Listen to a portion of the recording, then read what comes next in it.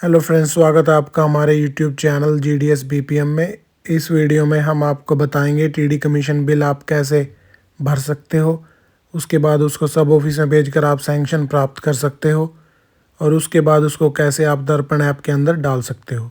अगर आप चैनल पर नए हैं तो चैनल को सब्सक्राइब जरूर करें। तो ये है सबसे पहले आपके सामने टीडी कमीशन बिल। जैसे ही आपने टीडी अकाउंट ओपन कर लिए हैं उसके बाद आपको टीडी कमीशन का बिल भरना है। इसके ऊपर आपको मेंशन कर देना है मंथ और ईयर जिसका आप कमीशन क्लेम कर रहे हो। उसके साथ साथ आपको लिखनी है टीडी की स्कीम जिसका कमीशन आप क्लेम कर रहे हो। तो सबसे पहले आपको लिखना है अकाउंट नंबर, जो कि पासबुक सब ऑफिस से बनकर आई है उसके ऊपर अकाउंट नंबर लिखा होता है, वही आपको यहाँ मेंशन करना है। उसके बाद आपको लिखना है PR और SB 26 का रिसिप्ट नंबर।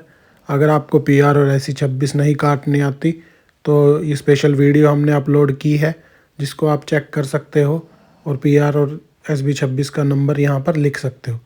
उसके बाद आपको लिखना है नेम ऑफ डिपॉजिटर, जिस व्यक्ति के नाम से ये अकाउंट ओपन हुआ है। उसके बाद आपको लिखना है डिपॉजिट अमाउंट, कितने अमाउंट से एक खाता खोला गया है।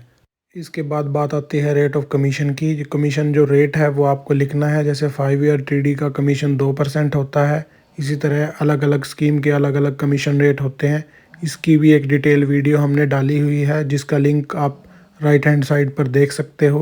अगर आप वो वीडियो देखना चाहते हो तो वहाँ पर क्लिक करके आप वो वीडियो भी चेकआउट कर सकते हो। और सबसे लास्ट में लिखना है आपको कमीशन के हिसाब से कितना आपका कमीशन बनता है।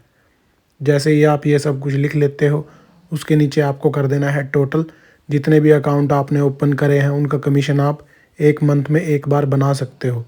इसके बाद हम देखते हैं इसका सेकंड पार्ट जिसमें आपको रिसीविंग करना है अमाउंट और साथ में सिग्नेचर। तो सबसे पहले आपको लिखना है टोटल कमीशन, जो शब्दों और अंकों दोनों में। उसके बाद उसके सामने आपको सिग्नेचर कर देने हैं। इसके बाद आपको ये लेटर भेज देना है अपने सब ऑफिस में ताकि वो ये सैंक्शन कर सके।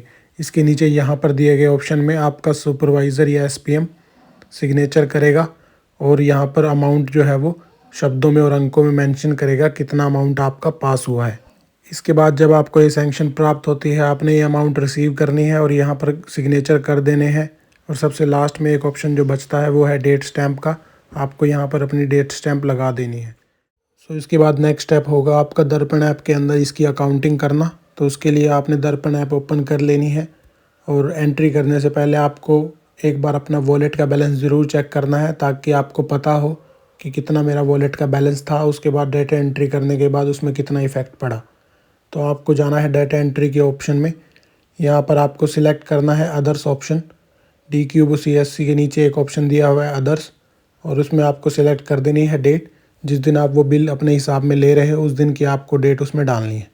उसके बाद आपको कर देना है सर्च पर क्लिक। यहाँ पर सबसे पहला ऑप्शन है हेड ऑफ अकाउंट, जिसमें आपको डालना है हेडिंग कि आप कौन से हेड के पैसे यहाँ पर डाल रहे हो। तो जैसे हम TD कमीशन बिल के पैसे डाल रहे हैं तो हमने यहाँ लिख दिया TD कमीशन। ये आप कुछ भी हेड डाल सकते हो जो भी रिलेवेंट आपको लगे और जिस हेड के पैसे आपको सैंक्शन अथॉरिटी के थ्रू पास हुए हैं। उसके बाद हमने यहाँ लिख दिया TD कमीशन बिल। तो आपको विड्रॉल डालनी है। एंटर नंबर ऑफ़ विड्रॉल, यहाँ पर हमने 1 डाला क्योंकि हमने एक ही बार में सारी पेमेंट डाल देनी है। और उसके बाद नीचे उसके लिखना है विड्रॉल अमाउंट, जो हमने टोटल कमीशन हिसाब में लेना है वो 4250 रुपये है। तो हमने वो अमाउंट डाल दिया।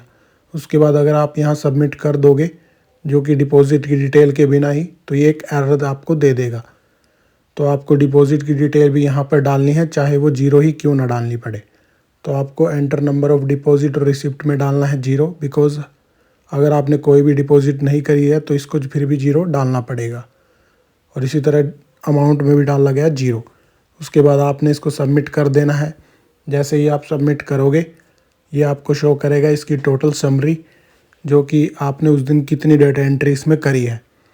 तो आपको सबमिट पर क्लिक करके इसकी समरी भी शो हो जाएगी। आप एक बार दोबारा मैच कर सकते हो क्या मैंने एंट्रियाँ सही करी हैं या नहीं।